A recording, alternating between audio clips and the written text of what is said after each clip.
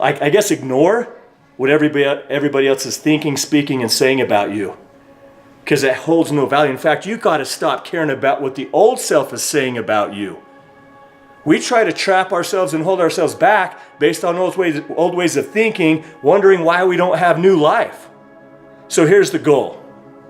When you align and you connect with who you really are, you will begin to get inspiration.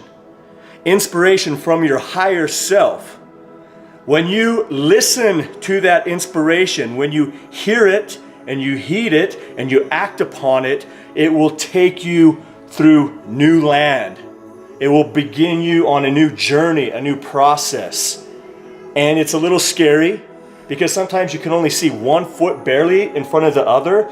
It's not a clearly marked out path, but you have to go because something inside is calling you. Something inside is saying, this is me, this is who I am, right? So now we have a choice. When you feel this fire, when you feel this passion, when you feel this energy igniting inside of you, and then you can look, you look back and you're like, what does the old life really have to offer? I mean, really, what does it?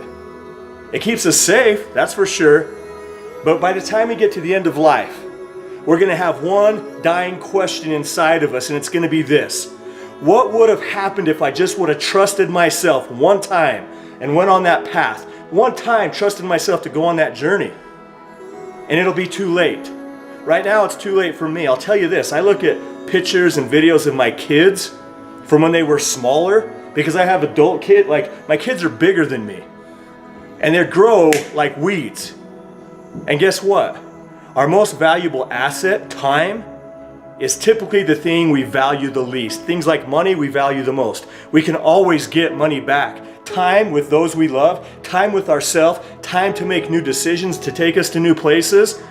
When you, today's almost over, right? We can't rewind the clock and redo it. And hopefully when we wake up, we'll be here again tomorrow. And we can do something with that day. So what will we do with the new day? Will we stay in the old life, doing the old things, trying to think it out and create future life based on old ways of thinking? Or will we learn to surrender? Will we learn to trust that higher part of ourselves that knows intuitively the path that's laid before us? Every moment we get to decide. Every moment we're making that choice. You can wake up, I'll give you a real example. I'm laying in bed and I get up so early because I'm committed to giving myself a breakthrough every single day. Every single day. That is a commitment I have to myself because I understand I can't give you guys what I don't have. I've got to write this stuff on my heart. I've got to become something with what I know. So I wake up early every single day, but we always hear the voice. We hear the voice of, just hit the snooze button. You can wake up later. You don't have to get up right now. Tomorrow's a new day. Start next week. Start next month. In fact, start next year. It's been rough. And it's in those moments of our private decision making. This is what mine said. Stay in bed. You don't need to get up. And then this little voice, the observer, the one that's committed, my higher self, it's very distinct, and it says, do you want your dreams or do you want your sleep? Choose. Choose. And it's in those moments that I believe we define our destiny, that we shape our destiny. It's not the decisions we make when everybody's watching.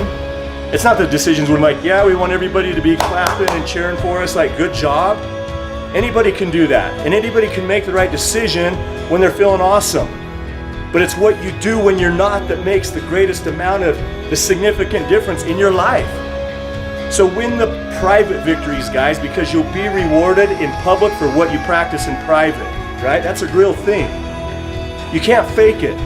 You either are it or you're not it. And I think this right now is more for me than you guys. So, a few followers watching it, I'm going to challenge you though right now. I'm going to go hard the last 46 days is what we have. And I'm going to be real and I'm going to be raw, most importantly for myself. Because the only way for me to create true power with myself and with you and serve you guys at the highest levels, I've got to be real and I've got to be myself. Because that's what I want you to be. Live open. That's what it's about. Be who you are. Live your life from your heart with your arms wide open. That is defined differently by everyone. The writer will write, the dancer will dance, the actor will act, whatever part it is, whatever you desire, whatever your dreams are, you go for it. Because this is your shot. It's not going to happen again. And like I said, when the time's up, the time's up. We don't know how many more tomorrows we have. It's not promised. But when we have life, and when we have a day, align and connect with the truth of who you are. Put one foot in front of the other, day after day, week after week, month after month, year after year, and you'll be there soon enough. Here's a law that I'm understanding right now. When you change your internal environment, the external environment must change to match that. Think about it right now. The world that you're looking at is you. The things that you like and the things you dislike. So if you want all of that to change, you've got to change. You don't attract what you want, you attract what you are. We listen to these sayings and we just, well, okay, yeah, I've heard that before. Understand what it's telling you, because if you really believe it, you're going to go to work. It's the iceberg. People see 10% of who I am and of who you are. What is underneath is everything that built you and everything that's creating you. So step into that, own it, and build that foundation that is solid, that's built on a rock. And it's the rock that you are. Like, understand that. Peace out, guys. I'm coming at you again all this week.